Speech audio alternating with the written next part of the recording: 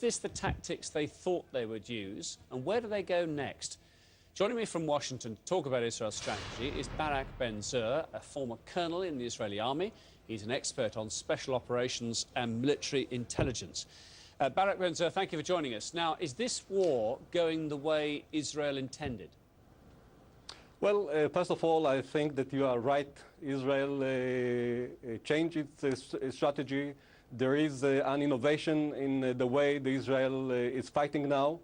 And I think that the main problem was with the first perception fighting a terror organization like the Hezbollah.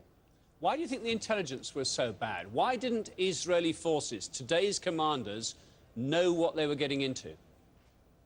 Well, first of all, I think that the point of the intelligence is very important. From the very beginning, if we are looking to the Hezbollah organization, they had some advantage in the point of view of intelligence. They penetrated the Israeli army.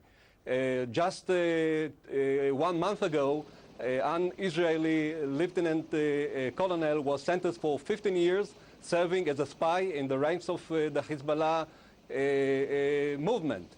The Hezbollah penetrated the Israeli lines and sent some secret patrols a few times to collect intelligence. And they had some stable posts all over the area of South Lebanon. But I think that now the things are changing the point of view of intelligence. What's your take on this strategy of using overwhelming air power? We saw it, didn't we, in recent conflicts in Iraq and so on when the Americans tried it. It doesn't always work. It's not working for Israel as easily as they might have hoped. I think that you are right, sir. If you are looking to terror organizations, first of all, you can't deter them. There is no deterrence. Looking 5 years ago, a group of terrorists attacked the superpower, America, and of course, you can get to the conclusion that there is no deterrence.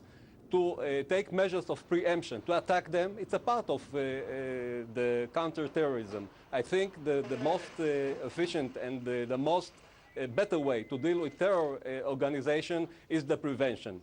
And to get to the prevention, if we are looking to other examples like the West Bank and the Gaza Strip, and of course the area of South Lebanon, you have to get to the place that are located, the terrorists are in their locations, to get the officials, the commanders, and to destroy their installations. Do you think that Israel, whatever it's doing on the military front, has lost the public relations war? Well, I think that Israel, from the very beginning, had some advantage in the public opinion, and of course, after a use of vast air attacks and of course dealing with tragedies as it occurred in Cana a few days ago, of course there is a loss of public opinion and support for Israel. But we have to remember that this is just a part, just a portion of the global war against terror. It's not different than what is going on in Afghanistan or in Iraq or in other places like this, dealing with terror groups. Barak Ben-Zur, we thank you for your time and thank you for joining us from Washington tonight. An interesting perspective, but let's balance that.